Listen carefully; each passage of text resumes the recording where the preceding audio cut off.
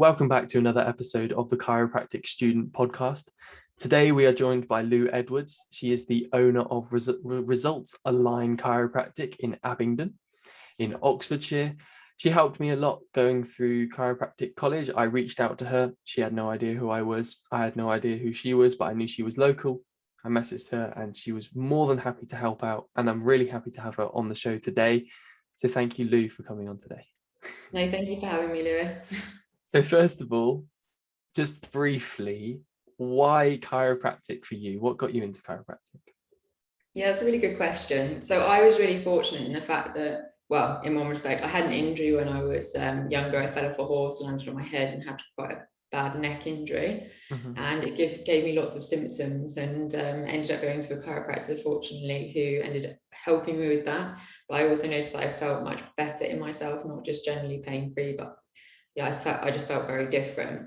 And I thought there was definitely something in it. And I also worked with horses and have had dogs and seen animals having chiropractic care, and they respond so well. And, you know, when some people say, oh, it's just placebo effect, well, I always use the example that animals don't really know what placebo effect is, and they don't know they should be feeling better, but they still respond.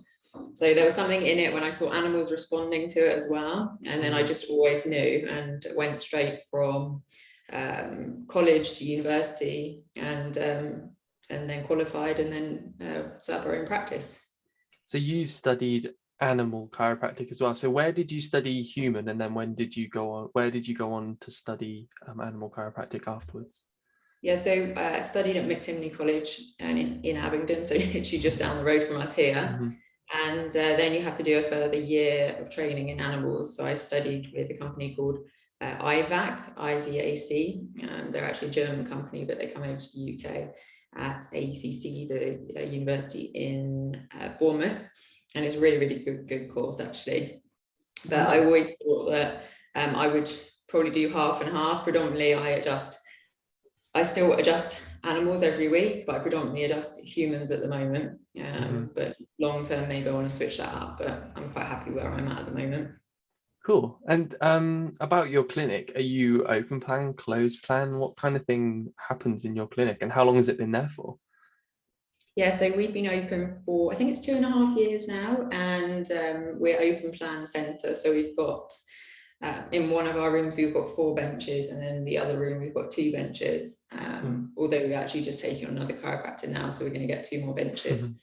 But we open plan. The reason that we're open plan, because I worked in closed plan environments, and they were okay, but when I went open plan, I realized that I would never want to go back closed plan, because the flow is so much better through the center. The patients have time to actually relax before the adjustment, so they adjust faster, much easier, sorry.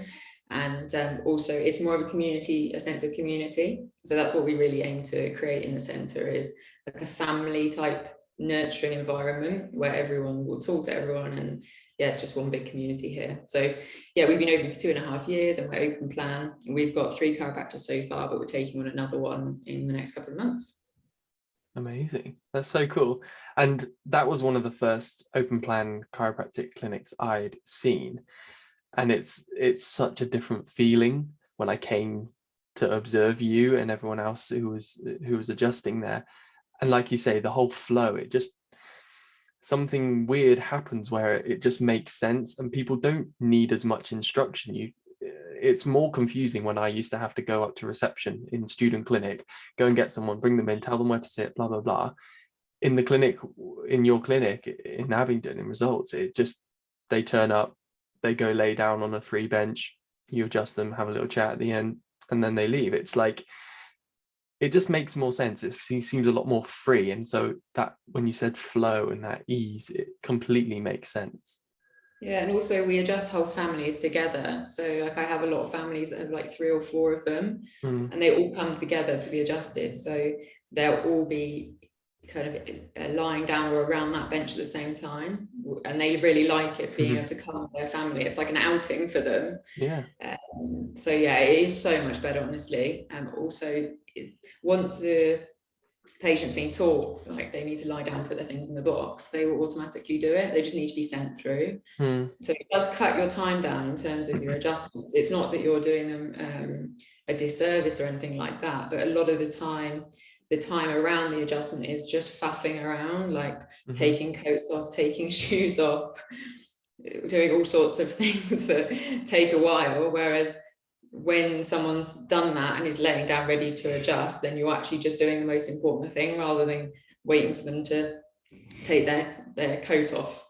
It must help with you as well about staying in that zone. Like when you're tapped in and you're adjusting people, and you must, I've yet to experience it, I'm not actually working yet, but you must be able to get into that flow, into that zone of adjusting people, and you're there for one purpose rather than have you put your coat up, have you taken your shoes off, blah blah blah. That's all sorted for you. You can really just concentrate on the adjustment and looking after that person. Yeah, definitely. No, yeah, definitely.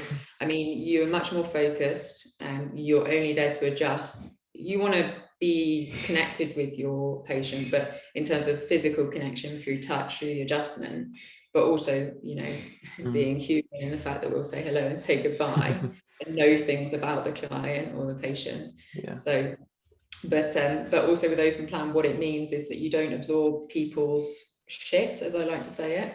So in closed plan adjusting, people can tell you their life story and like go on and moan about things, and we're not, I mean, that this is just my opinion, but I'm not a counsellor, and if I wanted to be a counsellor, I would have trained as a counsellor. Yeah. My job is to adjust people, and open plan adjusting stops that from happening so much. So nice. That means you can actually look after more people because you're not being weighed down by their problems. Yeah, that makes complete sense. It just works. And if anyone's not been to like an open plan clinic, Lou's really welcoming. You just book in an observation slot with her, and she's really, really good to go and see. We'll sort all that stuff out at the end. Okay, so obviously this podcast is to help students, and we're mainly focusing on resources, things that year 1s, 2s, 3s, even 4s, any chiropractic student can look at these resources and really get the most from them. If you had to pick a few books, what books would you tell a student to go and read and absorb and just think about, and sort of why? So I think the book that actually had the biggest impact on me was Are You the Doctor by Fred Barge, and I read that I think 5 years ago now, and it just made me think about chiropractic in a completely different way, and the fact that you are the doctor and people are looking at you to lead the way and be a professional, and they need to respect you. So things like a lot of chiropractors won't use the word doctor in front of their name because they just don't see themselves as a doctor, but actually ultimately if you go to the GP they do that, and it's just a sign of training, and it encourages the patients to have more kind of faith in you and respect for you in a way, which is why they would ultimately refer their friends and family to you as well. So it's just being a community, like representing yourself well, being professional, but also being certain in what you're doing, because people are uncertain that come to you. So if you're uncertain in things, they're definitely not going to start care with you. They're looking for someone that's so certain in everything they do. And that's where they'll put their trust in you. So that was a really, really good one. It's not actually that long to read either. I think you can get it from, I think, Palmer. Yeah, I know that the library at McTimoney, where I studied as well, they have it in the library. So even if someone just wants to go and read it, a lot of these libraries at uni should have a couple of these books. That's cool. Yeah, that's a really good one. I've not read that one. At the moment I'm reading the One Cure, One Cause, or One Cause, One Cure by Fred Barge, but I'm being there's an onslaught of books and resources for even me to read at the moment that I'm getting from all these interviews, so I'm trying to play catch up, but that's definitely added to the list. That's a really, really good one to read. Okay. Definitely. And then I can't remember the first bit of it, but it's a book with 33 chiropractors that's just come out with the Scottish College of Chiropractic. The Wisdom of 33. That's it, the Wisdom of 33. I've just finished that, actually. That's really good, actually, for any any chiropractors, any students.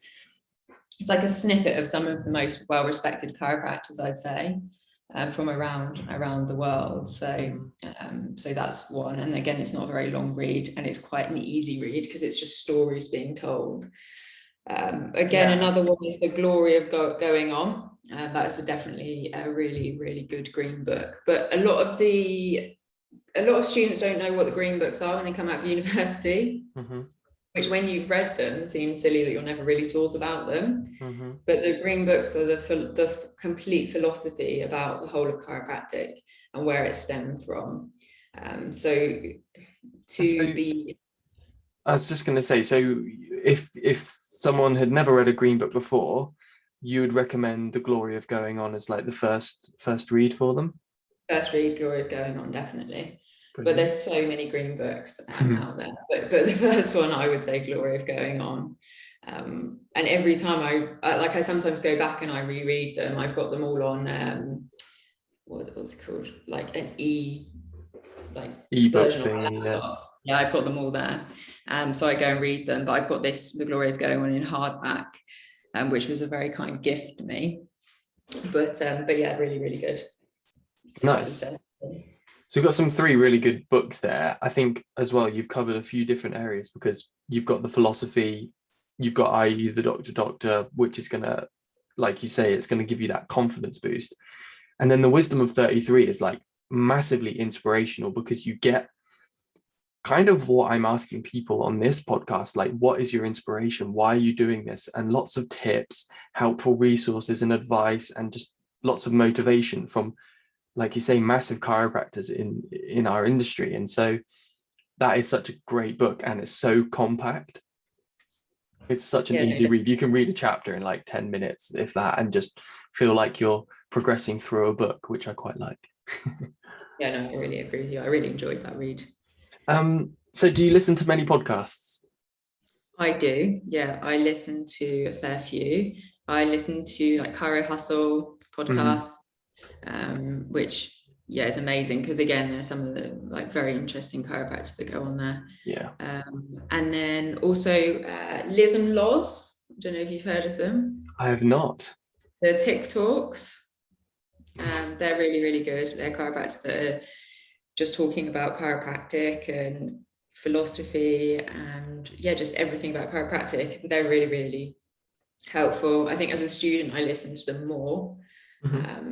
But they're the main podcasts I listen to. I do use social media to like listen to a lot of things. Yeah.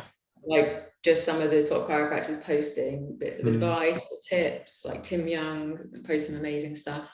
Yeah. And we have training with him. So there are a lot of amazing chiropractors that you can learn from, but it's just being exposed to them. Because when I was a student, I found that I came out of university and I hadn't delved into this. Like, you're actually well ahead of where I was when I came out of university, and the fact that I didn't really know much about Tim Young, or I'd done a little bit of Kairos training, but very little. But then I came out, I was exposed to all of these people, and I just thought, if I'd been exposed to these people years and years ago, I'd be well ahead of where I am now. And I feel so behind, because there's year 1s and 2s who are doing what I'm doing, but that's the whole point. I'm trying to pass that baton on. Yeah, no, exactly.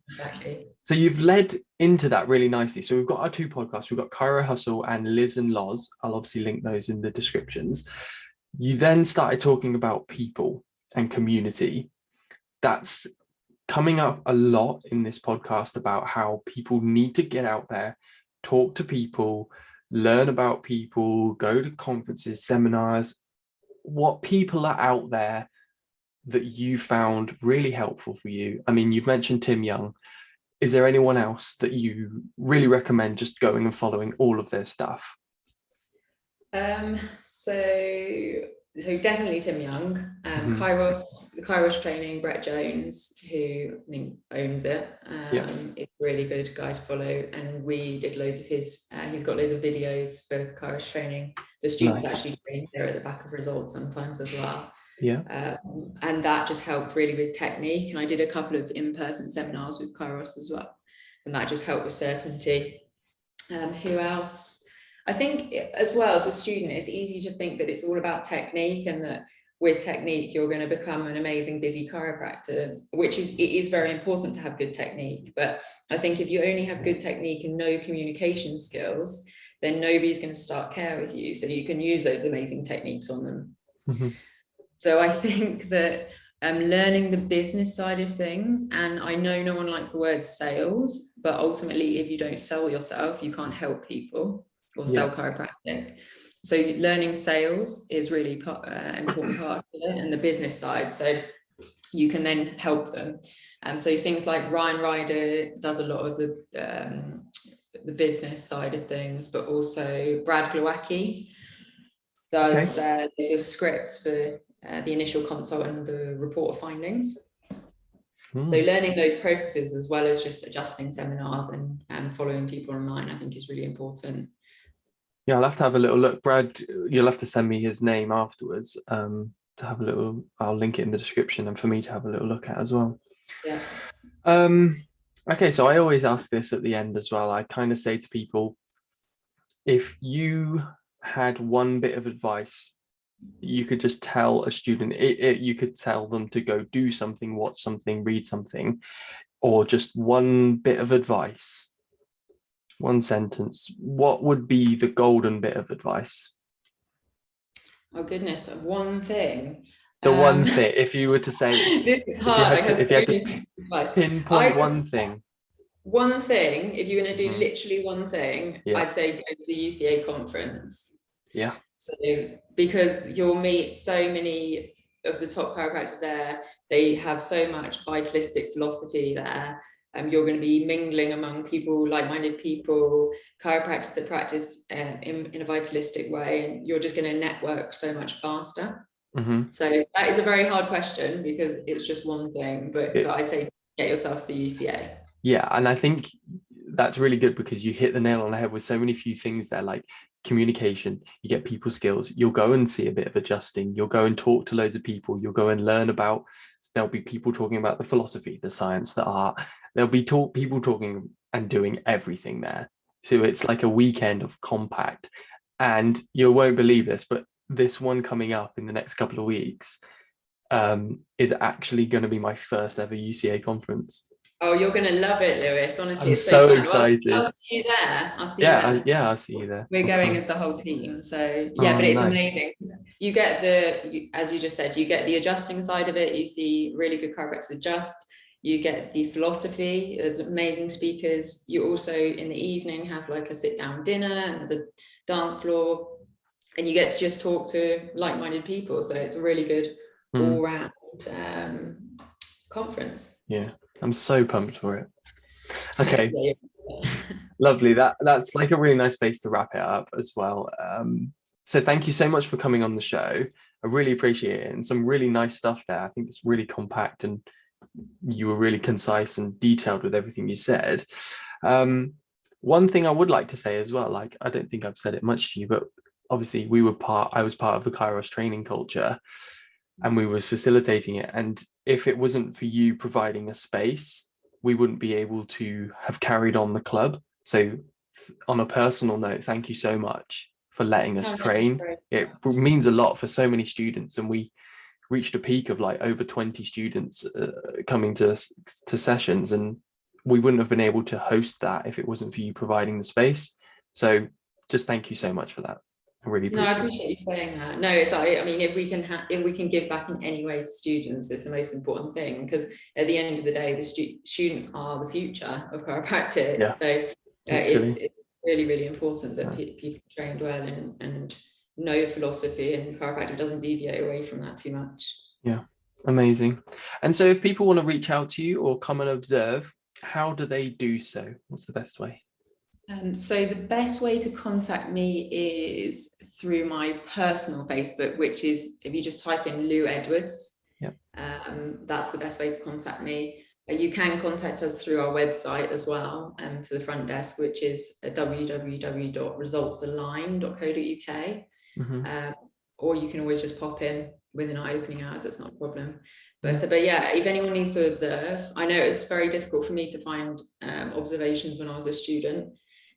So yeah, we're happy to take on people that want to observe and learn about chiropractic and vitalistic chiropractic. Definitely, just get in touch. Amazing. And I've been there personally.